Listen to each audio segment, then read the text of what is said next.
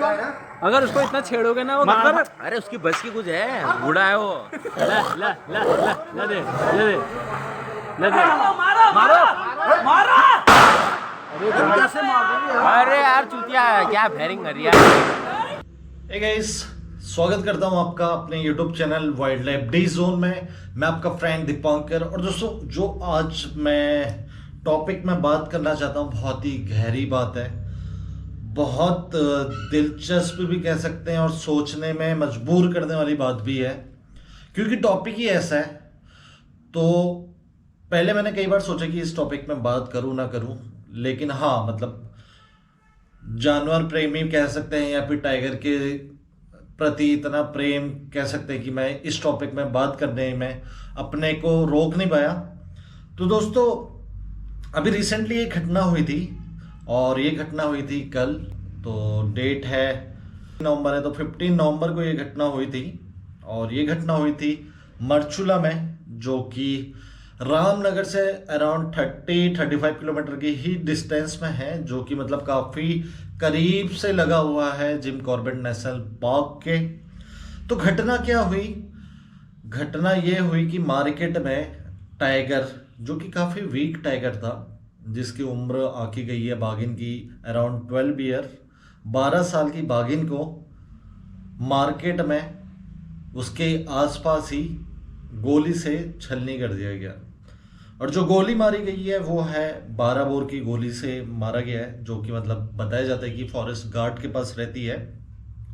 तो उस टॉपिक में तो मैं बात नहीं करूँगा कि ये फॉरेस्ट गार्ड के थ्रू ये गोली चली है या ग्रामीण के थ्रू ये गोली चली है। वो काम है गवर्नमेंट का, तो वो उन्हीं में छोड़ते हैं कि क्या डिसीजन लिया जाता है। तो हम बात ही करेंगे कि मतलब टाइगर को लोग इतने जल्दी जज करके, मतलब कि इतने जल्दी अटैक कर दिए, गोली मार दी। ये डिसीजन क्यों लिया गया? क्या उनको मतलब पता है टाइगर कितना जरूरी है हमारे लिए? क्या उनको पता है जो टाइगर एक्ट बना था 1973 में क्यों बनाया गया था? क्या ये सारी चीज़ें उनको पता है? तो ये चीज़ें जानना बहुत ज़रूरी है। तो ये टॉपिक पे ही हम कवर करेंगे कि ऐसा एक्ट क्यों बनाया गया बाघों को बचाने के लिए, लेकिन जो इतने जल्दी कल ये गोली मारी गई है, तो क्या उनको इसके बारे में बिल्कुल पता नहीं था कि कितने अनमोल होते हैं टाइगर हमारे लिए और हमारे इन्वायरमेंट के लिए? क्या वो टाइगर को मारना सिर्फ उनके हित में ही था, बाकी दुनिया के हित में नहीं देखा उन्होंने कि दुनिया को उसकी वजह से क्या नुकसान हो सकते हैं, या हमारे भारत को या फिर हमारे जो लोग हैं उनको उसके कारण इन फ्यूचर क्या नुकसान हो सकता है? तो ये सारे टॉपिक पे हम बात करेंगे कि क्यों बचाया गया, बाघ कानून को बनाया गया, क्या है टाइगर एक्ट, और टाइगर हमारे लिए कितने ज़रूरी है। आज मैं इसी टॉपिक को कवर करूँगा। दोस्तों, सबसे पहले हम समझते हैं टाइगर के इम्पोर्टेंस। तो मैं आपको दिखाता हूँ इको चेन, इको सिस्टम। तो वहाँ से हम समझते हैं। तो इको चेन में टाइगर कार्निवोरस में आता है, और ये सबसे टॉप में होता है, सबसे ऊपर कार्निवोरस ही होता है जो लिस्ट होती है इको चेन की, जिसको हम बोलते हैं कि प्राकृतिक संतुलन करना एनवायरनमेंट को, या फिर मतलब प्राकृतिक संतुलन बोल सकते हैं हम, जो मतलब इंसानों ने नहीं बनाया है, जो मतलब प्रकृति ने बनाया है, नेचर जो सबसे ऊपर है, इंसान से भी ऊपर है, सभी से ऊपर है नेचर। और नेचर ने बनाया है टाइगर को उस फूड चेन में सबसे ऊपर। तो टाइगर का काम होता है जो हार्बीवोरस एनिमल्स होते हैं, या जिन्हें हम कह सकते हैं कि शाकाहारी एनिमल्स, जिसके अंदर प्रायः डियर प्रजाति वगैरह आती है, और उसके अलावा काफ़ी ज़्यादा हार्बीवोरस एनिमल्स हैं जो कि आप इकोसिस्टम की लिस्ट में आप देख सकते हैं। तो वो उन सभी को शिकार करता है, जो कि टाइगर की प्रकृति है, अटैक करना, शाकाहारी जानवरों को खाना जंगल में, ठीक है। तो ये टाइगर इस वजह से इको चेन में टॉप में आता है। और अगर हम कहें कि टाइगर ना हो, या टाइगर को ऐसे ही एक्सीडेंटल केसेस में या फिर शिकार के दौरान मार दिया जाता है, या टाइगर की कमी हो जाती है, तो उससे हमारे इको चेन में क्या अंतर आता है, क्या बदलाव देखा जा सकता है। तो दोस्तों मैं बताऊंगा कि जो इको चेन है वो प्रकृति की है।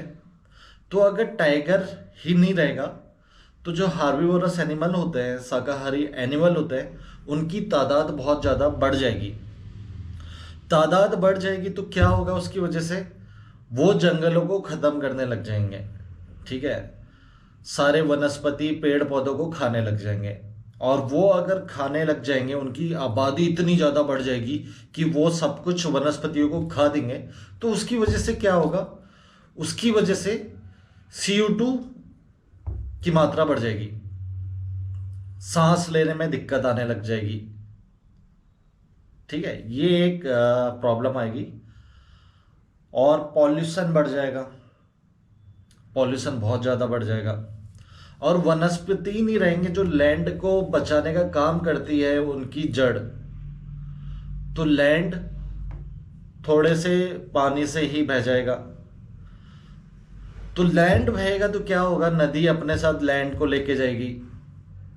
लैंड लेके जाएगी तो समुद्र में सी का जल स्तर बढ़ जाएगा। समुद्र में हम बोल सकते हैं कि सी वाटर लेवल इंक्रीज हो जाएगा। अगर समुद्र का वाटर लेवल इंक्रीज होता है तो उसकी वजह से क्या होगा, जो हमारे पास लैंड है रहने के लिए, वो भी धीरे धीरे वाटर के लेयर में समाने लग जाएगा। तो उसकी वजह से क्या होगा, हमारे पास रहने की जगह कम हो जाएगी। और उसकी वजह से जगह कम हो जाएगी, हमारे पास खेती की जगह नहीं बचेगी।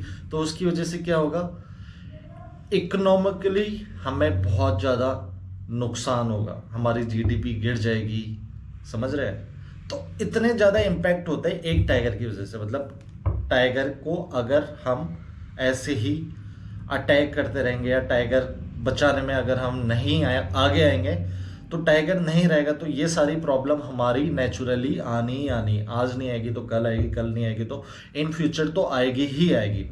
तो ये टॉपिक हमें इसलिए बताना बहुत ज़रूरी था क्योंकि हमें आने वाली लोगों से या फिर जिनको इस बारे में नहीं पता है, ज़्यादा से ज़्यादा शेयर करना है ताकि उनको टाइगर की इम्पोर्टेंस के बारे में पता चले, कितना ज़रूरी हमारे लिए टाइगर है, क्यों टाइगर प्रोटेक्शन एक्ट बनाया गया, क्यों पूरी दुनिया टाइगर बचाओ पे लगी हुई है, क्यों हमारी तत्कालीन प्रधानमंत्री 1973 में प्रोजेक्ट टाइगर एक्ट बनाया गया, जिसकी शुरुआत भी जिम कॉर्बेट नेशनल पार्क से ही हुई थी।